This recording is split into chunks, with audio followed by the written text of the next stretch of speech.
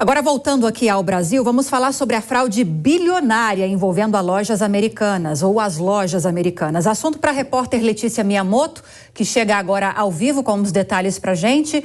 Em audiência pública hoje na Câmara dos Deputados, o diretor-presidente da varejista, Leonardo Coelho Pereira, apresentou importantes documentos aos parlamentares. Letícia, boa noite a você. Quais informações ele concedeu à CPI em relação àquele rombo gigantesco nas contas, hein?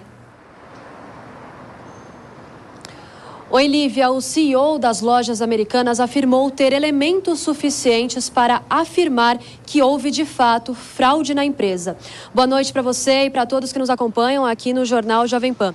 Leonardo Coelho Pereira apresentou indícios de más intenções da administração das lojas americanas sobre números apresentados, registrados pela companhia. Sobre um lucro que teria sido registrado, de maneira fraudulenta, teriam sido pagos dividendos a acionistas, que inclui, inclusive, um trio de bilionários, que são eles Jorge Paulo Lemann, Carlos Alberto Sicupira e Marcel Teles. Também teriam sido pagos bônus sobre salários e também impostos de maneira incorreta, de maneira indevida.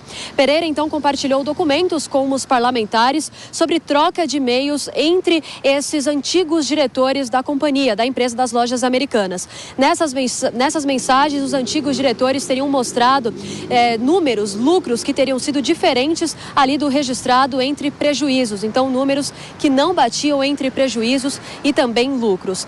Em um destes documentos, Lívia, algo muito importante também a ser destacado, tinha uma lacuna identificada como visão interna. Nessa lacuna tinha ali um prejuízo registrado de 733 milhões de reais. Já em outra parte dessa lacuna, denominada ali visão conselho, um lucro de quase 3 bilhões de reais havia sido registrado. Esse lucro que, segundo o CEO, teria sido registrado de maneira fraudulenta. Essas evidências iriam no sentido de que os acionistas da companhia e também o conselho de administração não teriam sido informados sobre a real situação das lojas americanas. O Leonardo Coelho Pereira, CEO da companhia, comentou sobre essas constatações. Vamos acompanhar. Hoje, no fato relevante, Americanas, pela primeira vez, não chama mais essa crise de inconsistências contábeis.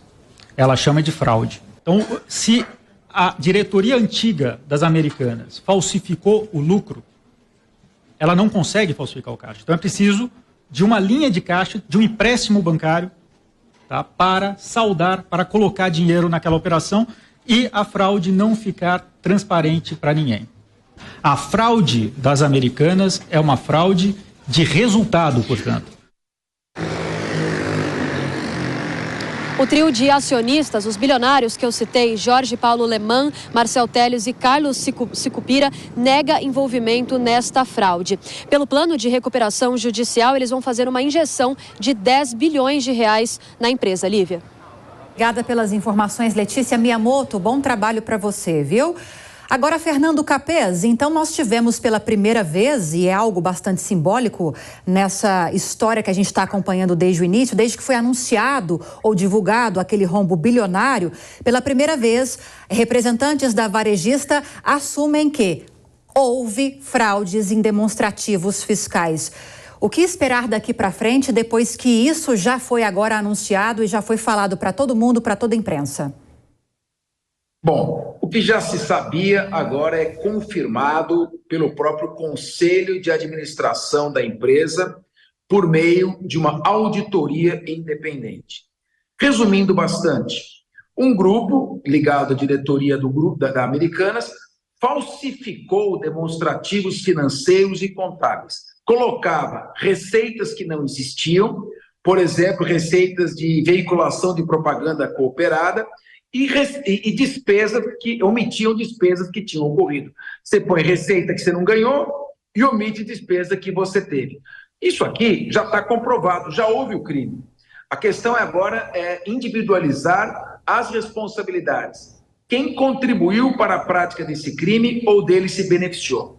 Nós temos aqui, em primeiro lugar, um crime gravíssimo, que é o crime de fraude contra credores. Está previsto na lei de falências. É uma fraude contra credores qualificada por meio da falsificação de documentos contábeis. A pena aí, para cada fraude, é de até 6 anos de reclusão. Tem também crimes contra o sistema financeiro, porque inúmeros acionistas, pessoas que operam na bolsa, no mercado financeiro, tiveram informações falsas, informações inverídicas por meio de expedientes de falsificação. Aí também é um crime com pena máxima aí de 6 anos também, para cada uma das fraudes. Sem contar os crimes contra a ordem tributária e crimes contra a economia popular, que vão ser todos colocados ali contra esses que praticaram esta fraude.